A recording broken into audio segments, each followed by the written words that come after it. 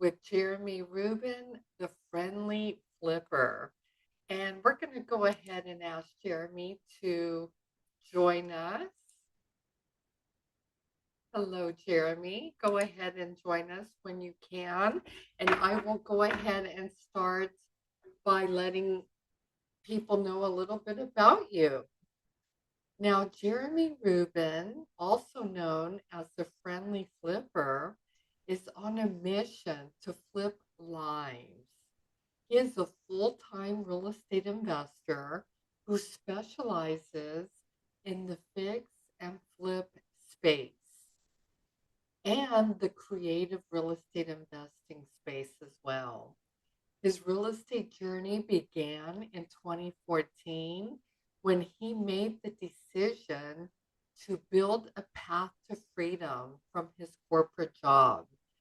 He's been called a corporate dropout after spending 13 years in retail sales and management. He knew it was time to quit and change the trajectory of his life. Without any prior real estate experience or contracting experience, Jeremy taught himself how to wholesale real estate quite literally one step at a time. Toward the end of 2016, he completed his first fix and flip deal without a bank and without a hard money or private lender, all with creative real estate.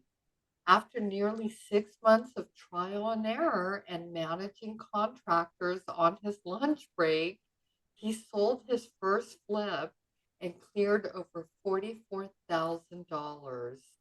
Shortly after, he gave his 2 week notice and never looked back.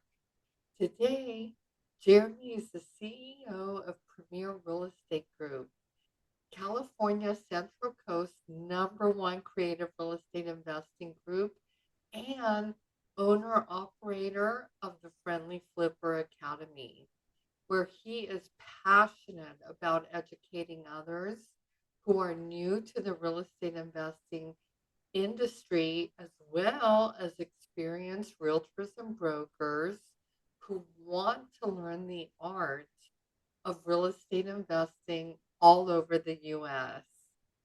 Now, Jeremy is a Central Coast native and he enjoys spending time outdoors, building his businesses, staying fit and healthy, and constantly seeking higher levels of self development and consciousness while helping others flip their lives as he did with his own on his own through the world of self development, personal optimization, and real estate investing.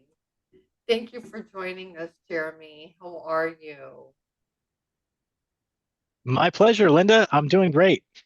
That was a fantastic intro. I feel like, wow, did I do that? Geez, Well, that amazing. was a fantastic bio, so I'm not making it up. It's for real, folks. Wow, thank you so much, Linda. Appreciate the awesome introduction. Happy to be here tonight. Hope everybody had an awesome Thanksgiving weekend. And here we are. The end of 24 is nipping at our heels here, and we're about to uh, break into 2025 already. It's pretty crazy, and I'm glad that you're on here tonight. I've got some great content for everybody here, and I want to tailor this as well to our attendees. So please do utilize the chat feature and don't hesitate to ask questions, comment. If you need clarification on anything, if you have additional questions, this is a custom tailored um, presentation so we can ensure everybody gets the most out of it. And if to make sure our chat feature is working, if you wouldn't mind, go ahead and just type in the chat where you're joining us from, and love to know. I'm here based. I'll start off. So I'm based here on California's Central Coast, which is, if you're familiar with the area, awesome. Santa Maria, California, right near Pismo Beach. But if you're not familiar, I'll make it real easy. Picture California. We're about halfway between LA and San Francisco on the coast. So drop a pin right there. So that's where we're coming to you from here. That's where I'm coming to you from here tonight, and where I've grown up and spent the majority of my life. So every time I travel outside of California, I love seeing different areas and exploring real estate all over, but I'm always grateful to come back. I mean, I haven't left yet. So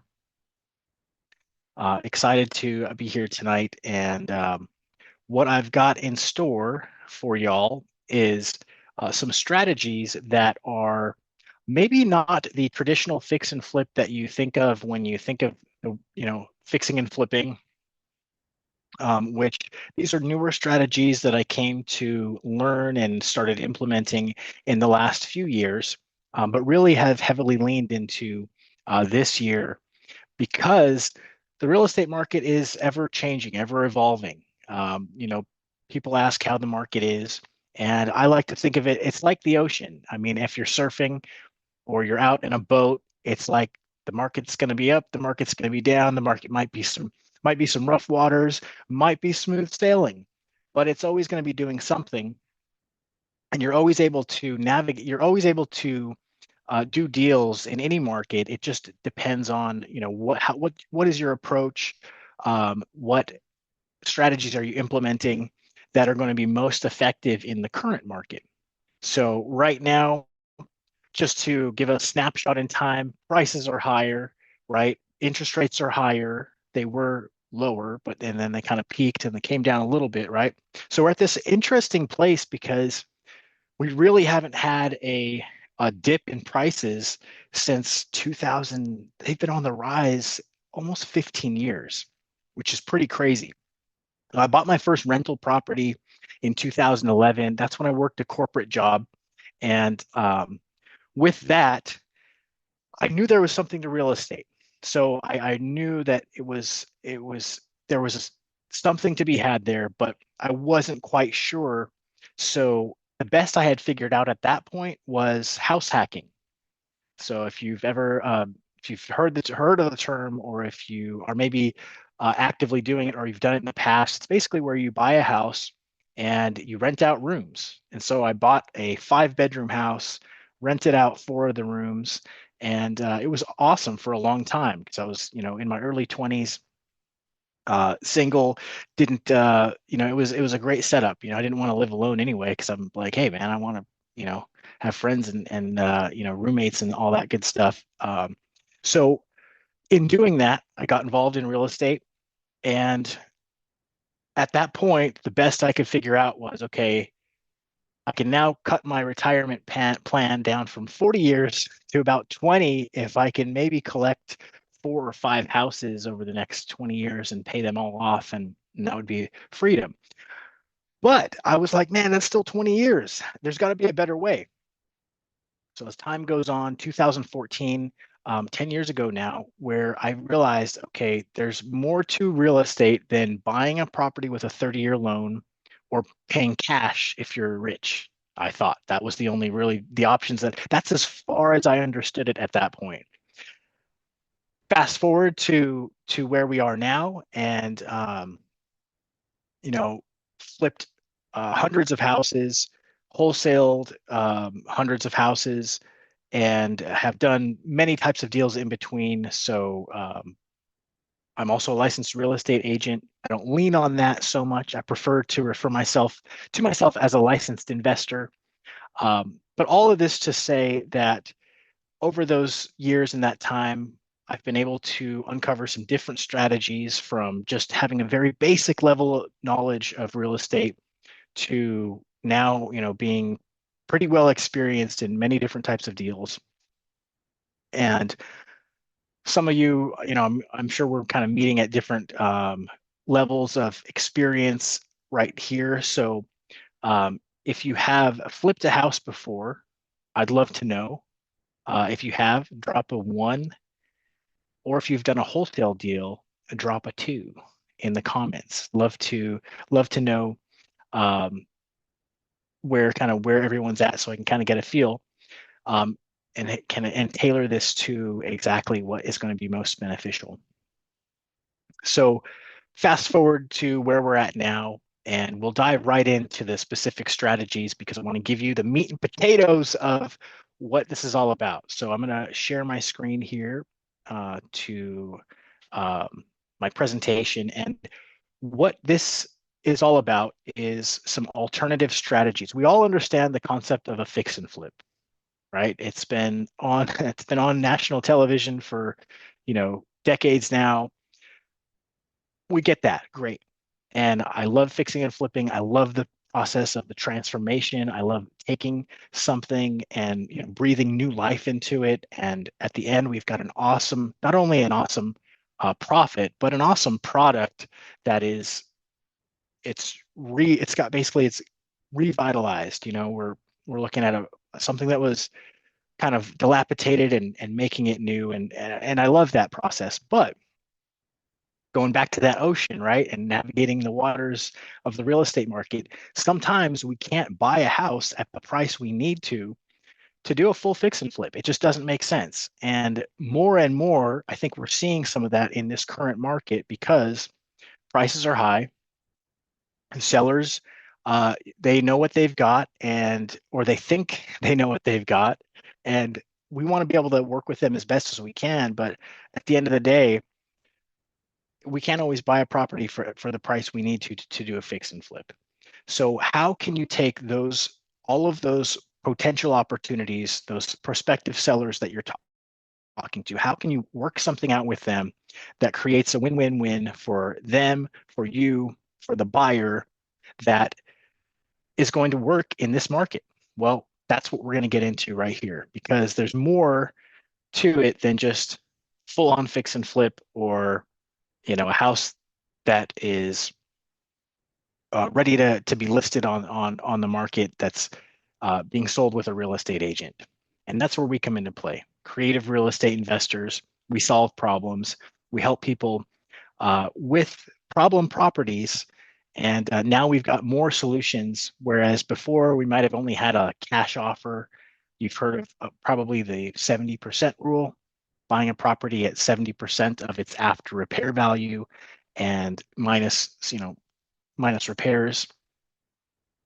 That's not always going to work. So here's some strategies. Here's what I'm going to be delivering to you tonight, some alternative options. So that way, when you go back to look at a property, because you're in here for one reason. I can only assume that you're here because you want to get involved in flipping real estate, buying and selling, wholesaling. And the worst thing you can do is pigeonhole yourself into an exit strategy. I go by the friendly flipper, right? But I'm not saying that I'm fixing and flipping everything to HGTV level of uh, you know, end result product.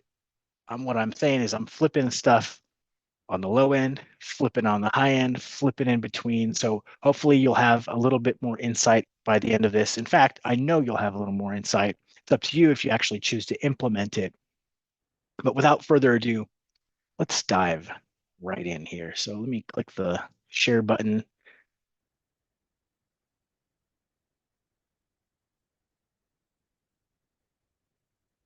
And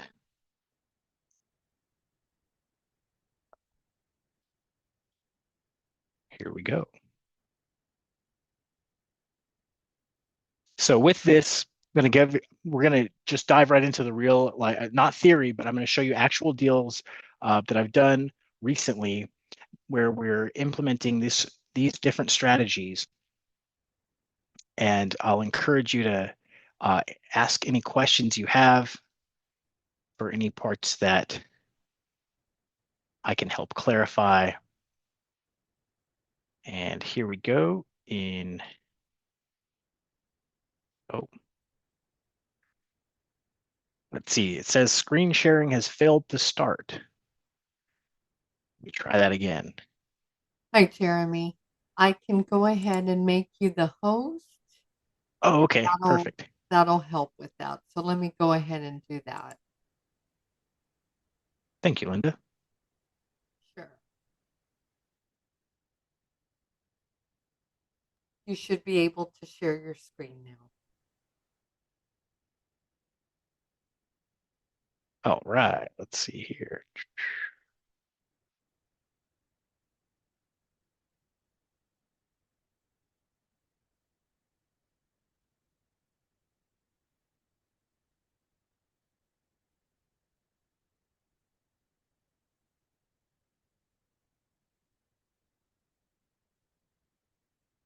Yes, there we go. Perfect. Cool. Go ahead and play it from the start. There is a whopping 8 slides in this presentation, so I'm bringing to you just the good stuff here. Okay, so we'll dive right into strategies and I'll just kind of walk through the deal, what we did, how we acquired it, what we did to the property, and our exit strategy. Okay. Oh, and so yeah, let's start. We'll dive right in. So how I acquired this property was through a paid lead service. So there's lead service because this is one of the biggest things that I get asked all the time is how do you get deals? Where do you find deals?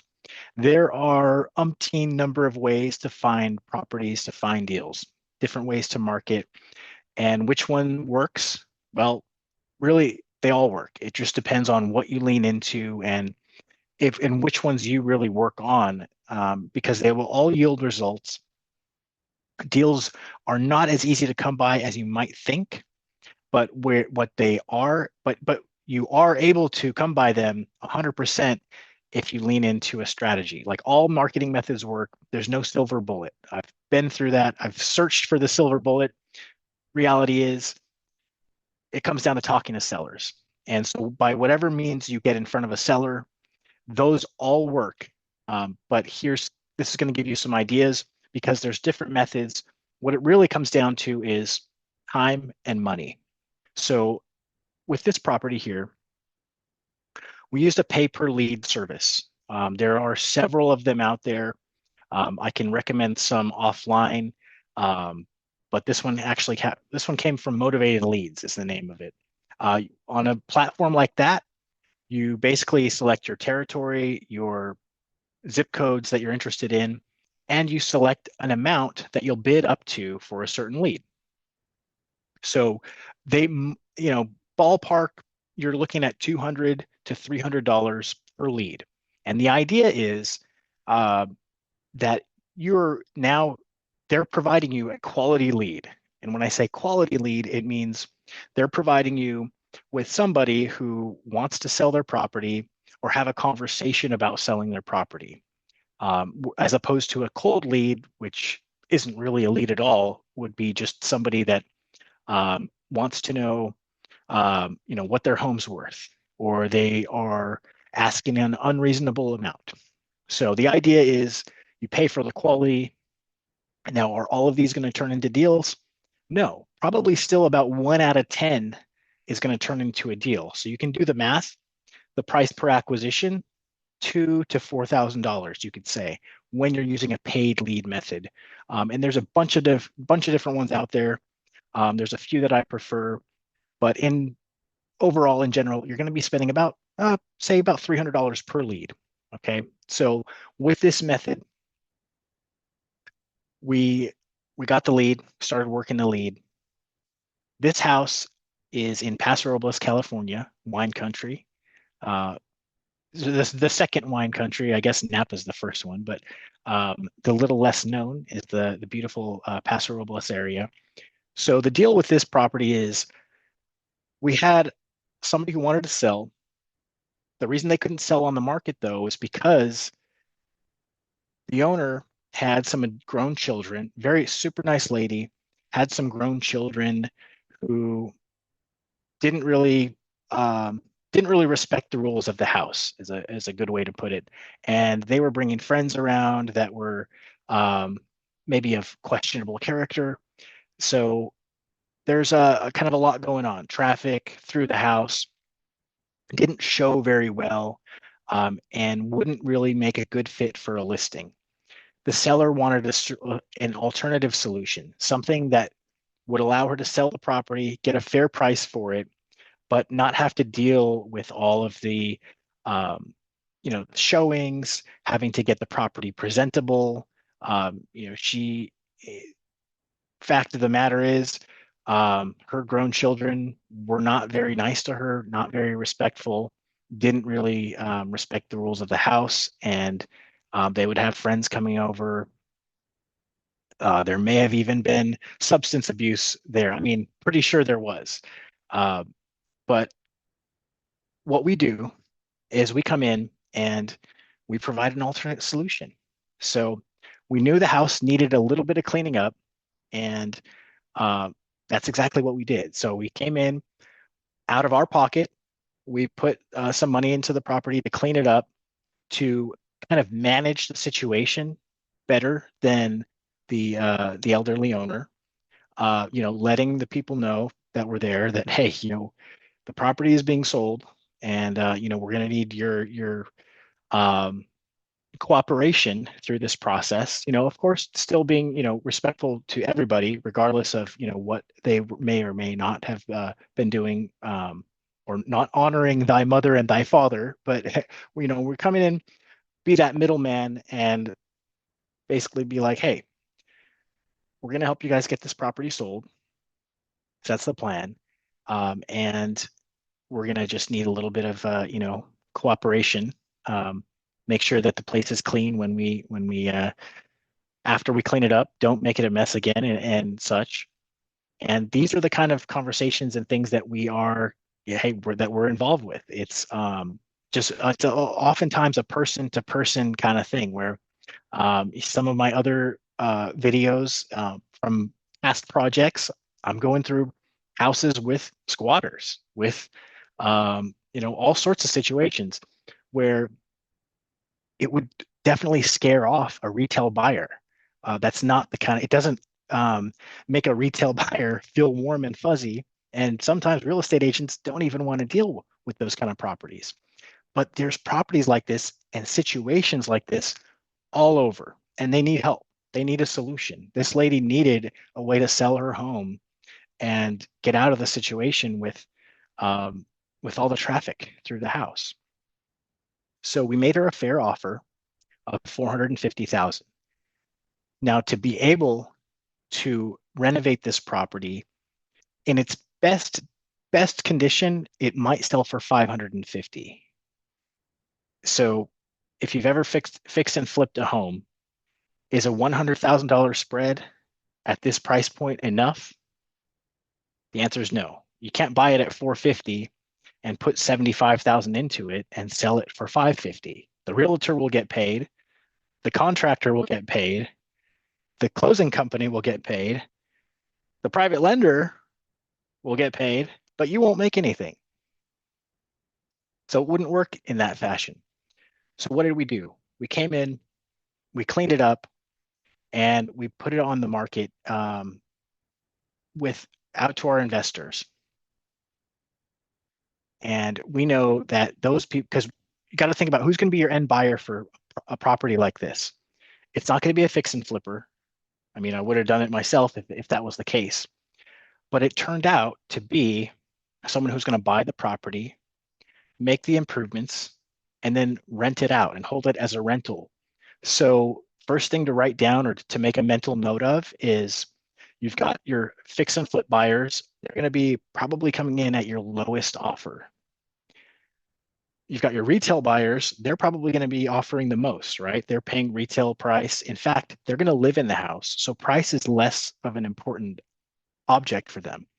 Really, if they love the house, they're not so concerned with the numbers. They want a place that they can raise their family, that they can spend the next 10, 15, who knows, 30 years possibly. So as long as they can afford the payment, that's much more important. But somewhere in between there, you've got landlords and you've got people that want to own rental properties. And they're looking for a little bit of a deal because they don't want to overpay, or they don't want to pay full retail price, but they don't need the property at such a deep discount that a flipper would need it at. So that's the first key is you've got different buyer profiles that will pay different amounts based on what their strategy is. So something like this, a long-term buy and hold was the perfect exit because overall the house has got good bones. It just needs some sprucing up. And for someone who's going to own it for a length of time to rent it out, it's exactly what they're looking for. Now, I want to highlight something here. We have purchase price, so what we purchased it at. COGS stands for cost of goods sold, and it's an accounting term, but it's the best fit for this because basically think of the property as inventory, and we're investing a little bit to improve our inventory, and then we're going to sell it. So, in other words, it's an expense. This is the cost of this property that we sold. So we went in, cleaned it up, did some paint, managed the situation, marketed it out to our investors who are buy and hold landlords. You want to have different lists, right? And know the different criteria. So as you build your buyers list, segmenting it and knowing, who's going to pay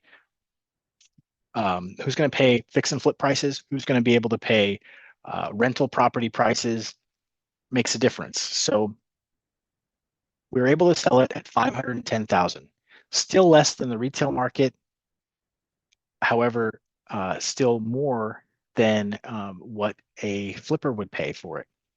But at the end of the day, it netted just over a $40,000 profit. So is it worth paying, $300 a lead and buying 10 leads, 15 leads? If you can 10x your return, yeah, heck yeah, it is. Whereas otherwise, even if you might even be paying for leads right now, and you come up with your 70% minus ARV offer, and you would have had to be in around $360,000. It wouldn't work. But what did work was buying it as is, coming in, and then selling it to a buy and hold investor. So at the end of the day, it's not as pretty as an HGTV fix and flip, but we're making very handsome 10% or so on the end at the end, and it's which with much less work, without closing on the property ourselves, and without having to carry the property as well. There's no carrying costs with a strategy like this too. And there's a misconception around, or well, a commonly held belief that you can only assign your interest in a property to a cash buyer. And that was the way it was for many, many years, for a long time, until a newer strategy became more common, which is basically wholesaling or assigning a property to someone who's using conventional financing or traditional financing, which our end buyer was using. So we have the ability to do that now. It's called a novation, with an N, novation. And that basically allows us to earn an assignment fee that's paid by the lender, buyer's lender, who's using conventional financing. Whereas in the past, it'd have to be a cash buyer to be able to earn an assignment fee. Okay, so we'll move to the next property. So this one here is in Santa Ynez, California, also on the coast here, just about 30 minutes south of where we're located. And what I love about this property is it represents a price point that you'll find common in some of the major metropolitan areas of California. So if you in the LA area, in the Bay Area, so how do these strategies work when you're talking $1 million house? Well, something like this. So we had a situation where property was a rental property for 3 family members, had 2 brothers and a sister who owned this property for many years, and they were ready to liquidate. They wanted to sell, but they really didn't want to go through the hassle of evicting a tenant, or giving a tenant notice. They didn't want to go through the process of cleaning up the property. They really just wanted to sell it as is. So again, a common theme here, it's convenience. We're providing a level of convenience for them, and really we're taking on anything that they don't want to take on. So with this property, we set up we knew, okay, after repairs could be worth 1.6, 1.7, something around there. However, it would take probably 150,000 to get it up to that point. And so what we decided to do was simply present them with a cash offer that worked for everybody, put some money into the property, pay real estate agents on both sides. So with this particular deal, we did utilize a real estate agent so we can expose it to as many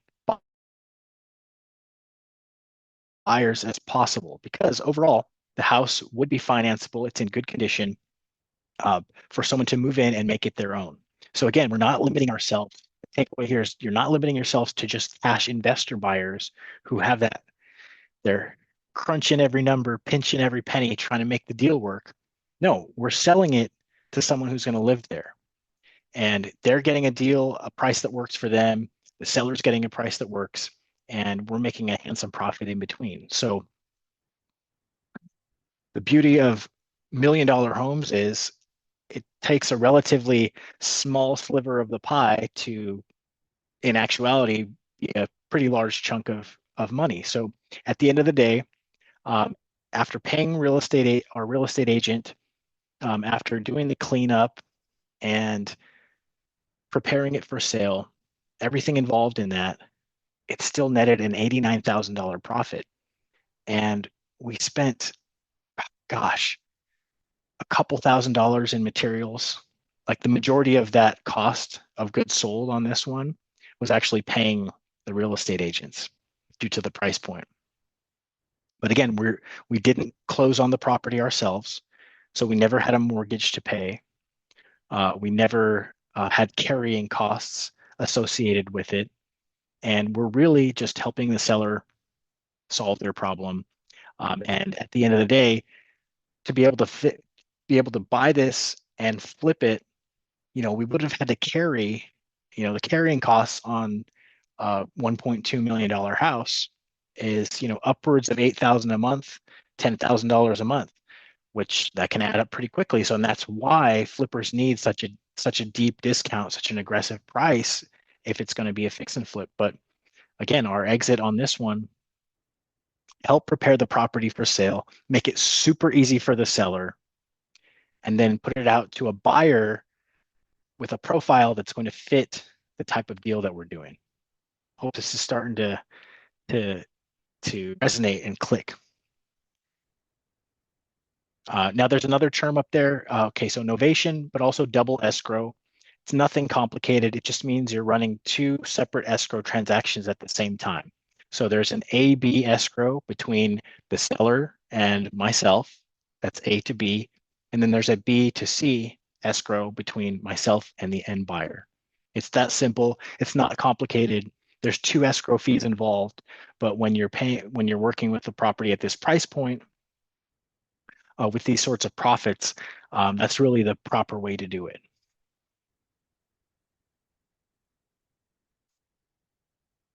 Okay, so now what about a house that only has a $50,000 spread, or a condominium? This is a condo. So when there's only a $50,000 spread, there's absolutely nowhere near enough wiggle room in there to be able to fix and flip the property. So what could you do? Well, you can exit like this. So we agreed on a purchase price, and I want to highlight this aspect as well. When I say purchase price on all of these, that's the net number to the seller. That's the number that the seller is going to receive in their wire or their check, minus anything that's owed on the property. But they're not paying any commission. They're not paying any closing costs. They're not paying for any, appraisals or any sorts of fees, inspections. They're not having to do any repairs, even if, because remember, our buyers on these oftentimes are getting a loan. So what happens typically? Well, typically there's some lender required repairs, right? There's, at minimum, smoke detectors, carbon monoxide detectors.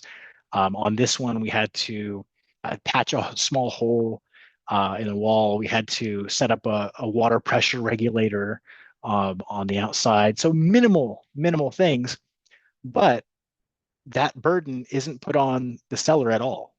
So when we say, hey, we'll pay 370,000 for this property, that's the net number to the seller. So when you're making your offers, make sure you're emphasizing that. Hey, you're going to take on all the uncertainty, all the risk, anything that does pop up in the event of an inspection and needs some repairs. You do not have to worry about it, Mr. Seller. We will take care of that.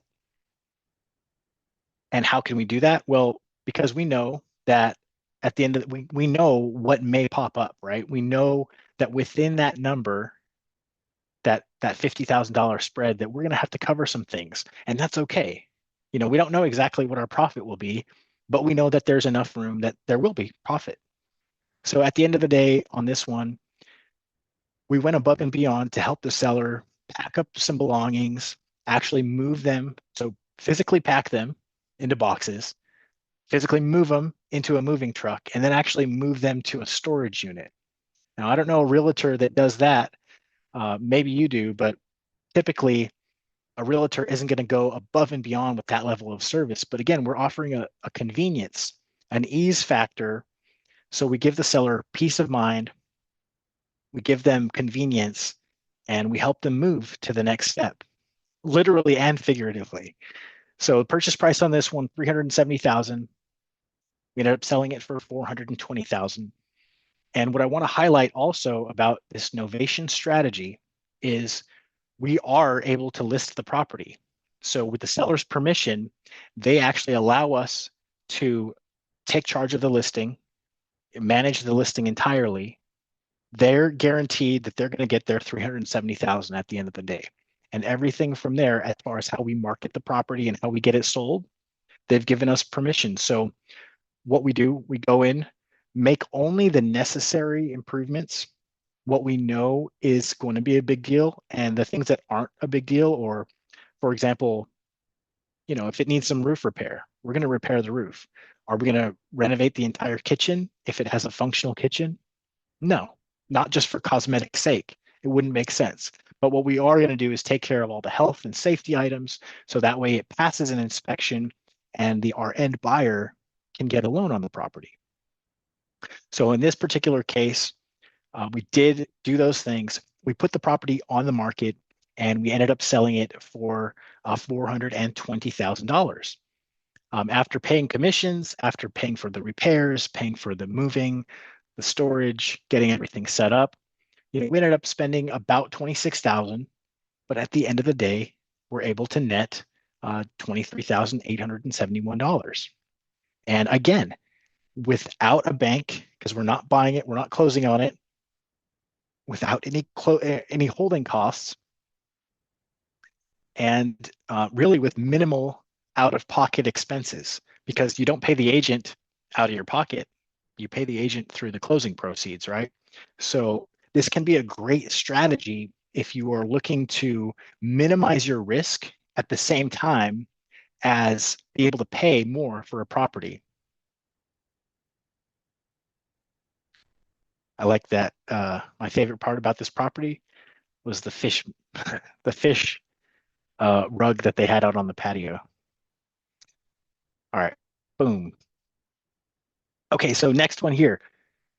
This one is also a similar setup. Oh, by the way, I neglected to mention how we acquired both of these. So this one we acquired through a cold call. So we do make cold calls. We call lists of sellers. I'm sorry, lists of owners who could be prospective sellers. Different method, right? So this one was not purchased through a high ticket lead source. We were calling, we just selected our area, selected people that were going to that had owned their property for a certain length of time, that were vacant or absentee landlords, meaning that they owned the property but they did not live in the property, and that's how we acquired this one. Uh, for this particular one was also through a cold call strategy where we were calling, but we asked a very specific question at the end of the call. If you're not interested in selling, by chance, would you happen to know of anybody that might be interested in selling their property right now?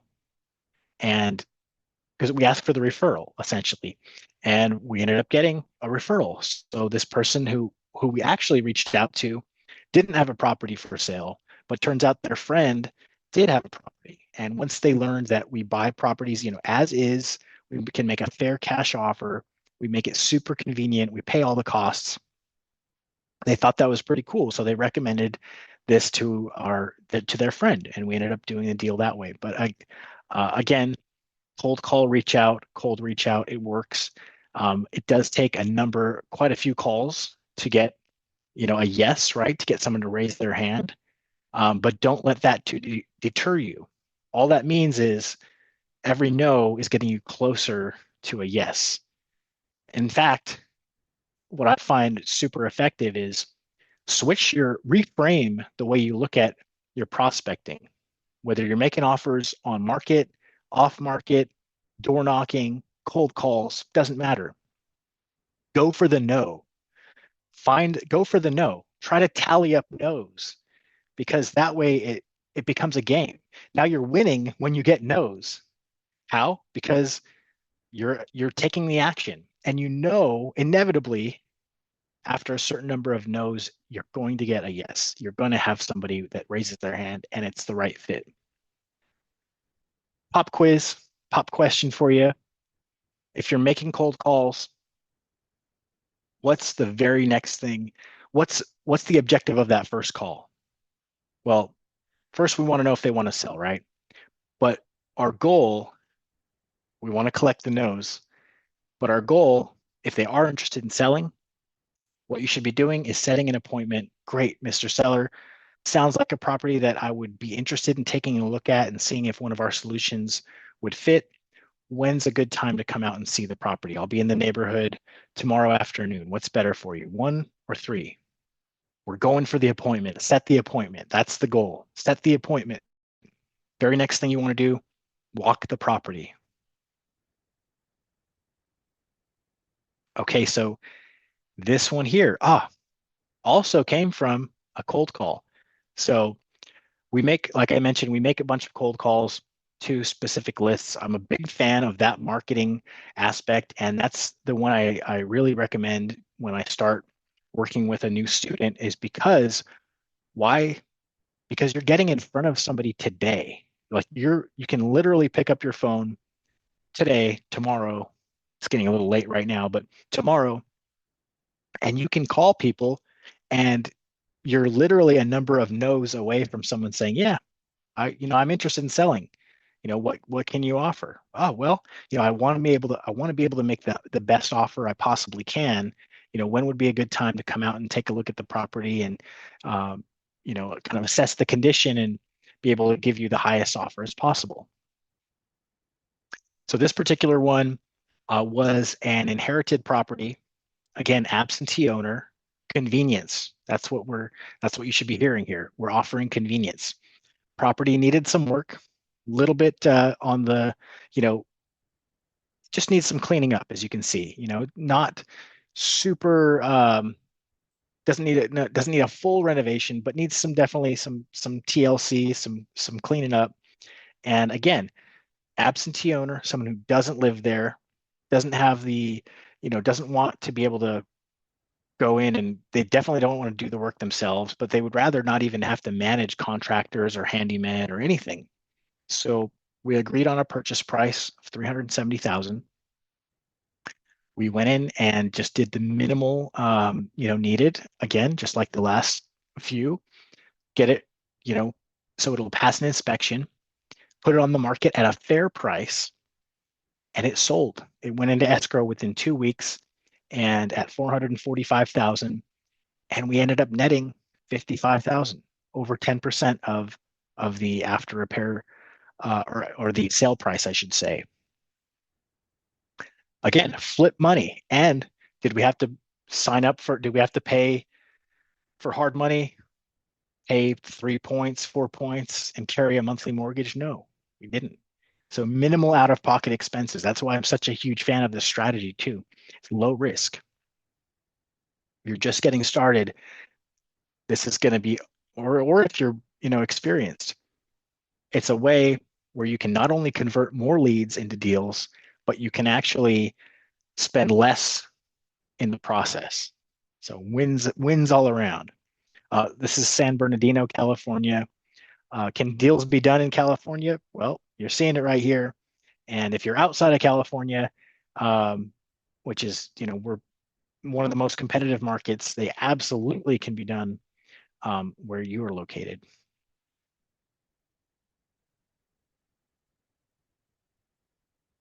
Okay, so we've got one more example here, and then I'll pop back over. I can't see the chat right now. This is taking up my full screen, so I apologize if you've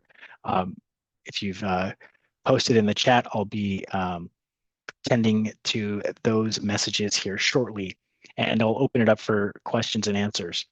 So this is a property. How did we find this one? Okay, so this particular one, we love working with real estate agents. We love it. Why? Because they have the deals. Not only do they have the deals, they have the buyers. So how does an investor work with an agent? Well, it starts off by building a relationship. They got to, if they don't know you, they can't do business with you. They can't send you a property if they don't know who you are. So whenever you're out and about, it pays to stop at open houses. It pays to build relationships with agents. That's one of the easiest ways.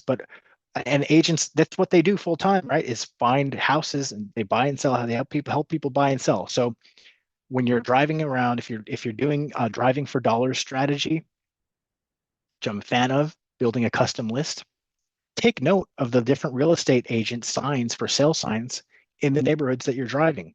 It takes only but a few minutes to reach out to that agent, let them introduce yourself, let them know who you are, that you're looking for a property, that you buy properties as is condition, and that you would love for them to bring you a property before it hits the market. And you'll still gladly pay the same commission that they would earn as if it was sold on the market, but you'll make the process smooth. They don't have to, deal with, a picky buyer, multiple, showings, walkthroughs.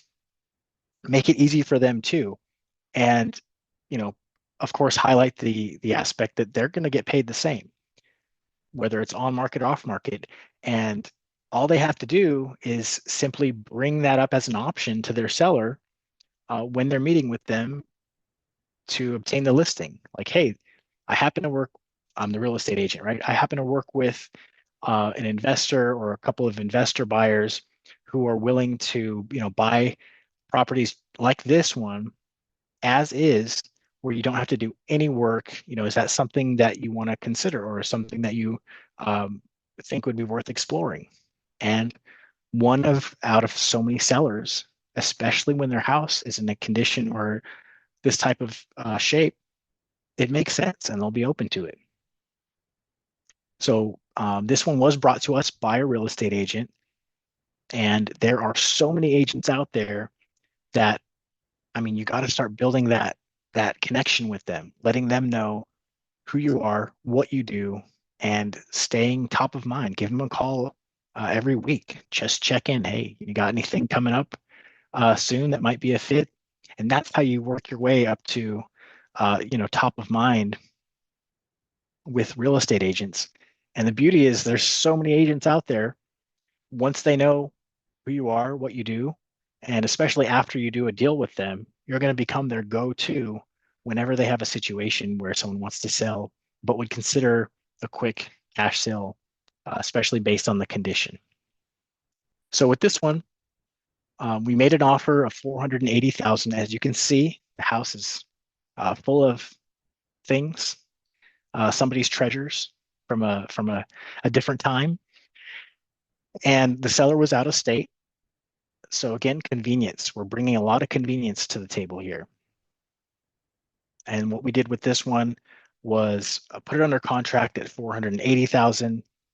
Ended up selling it for 570, and we paid two commissions because we paid the commission for the agent who brought us the deal, and we also paid a commission to. We sold it to a realtor for themselves, but they wanted a commission, so can't blame them. Can't They wanted to get paid on the deal, and so we ended up paying 32,000, but not out of pocket. In fact, on this particular deal, we really didn't do anything at all to.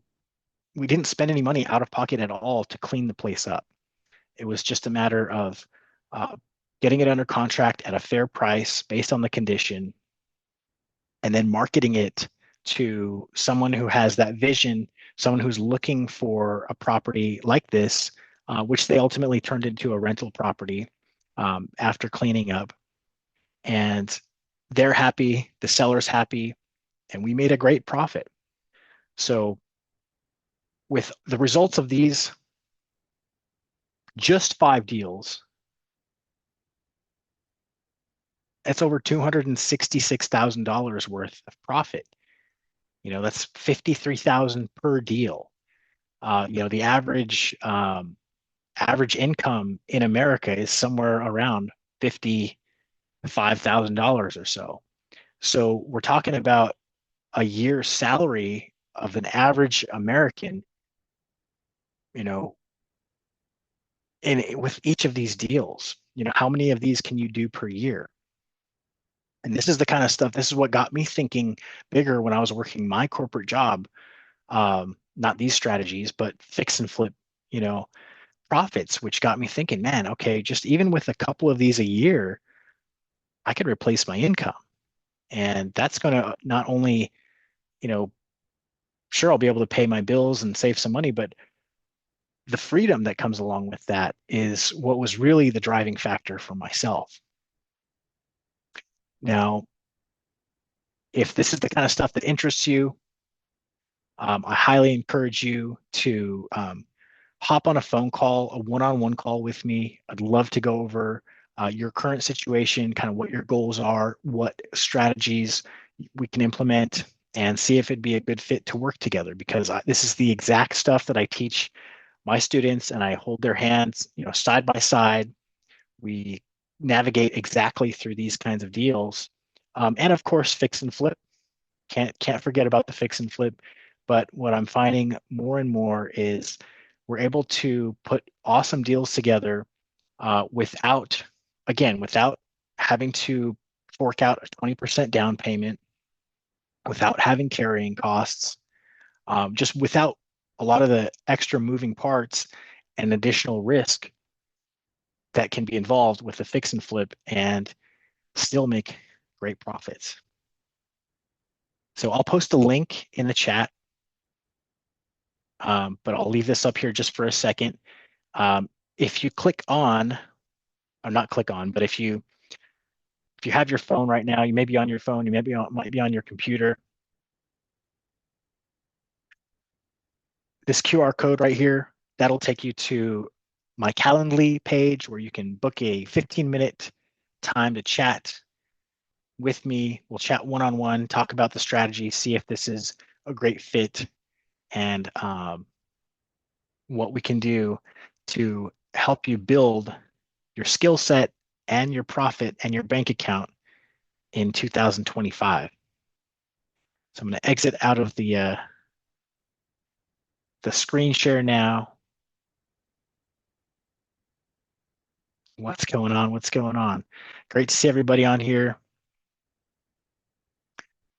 I'm sure there were some folks that joined in a little bit after I started. So awesome to see you on here. And if you have any questions, go ahead and drop them in the chat. What's up, Anthony from Los Angeles? Good to see you. Oh, I'm still sharing the screen. Let me unshare it.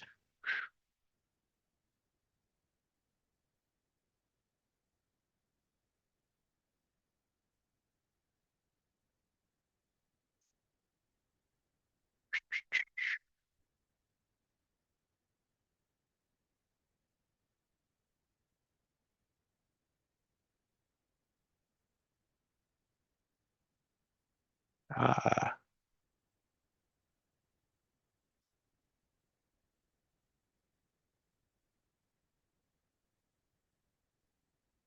okay, cool.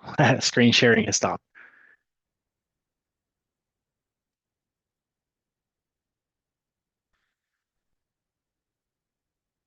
All right, cool. You scheduled the call. Love it. Look forward to speaking with you. I don't want to mispronounce your name. Samir. Look forward to speaking with you. And let me I'll drop the like hammer with an S, Sammer. Okay, cool. Got it. Awesome. And here, just for convenience sake for everybody, let me go ahead and post that direct link in the chat. I got it, Jeremy. I'm going to do that right now.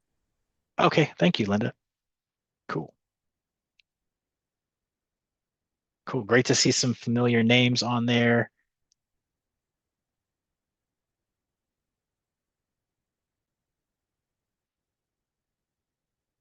Sweet. Cool. Yeah, look forward to speaking with you. Okay, so Annabelle's got a question.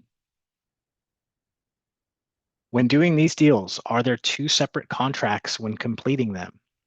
Yes, yes. So we have our purchase contract with the seller, right? We have our purchase contract.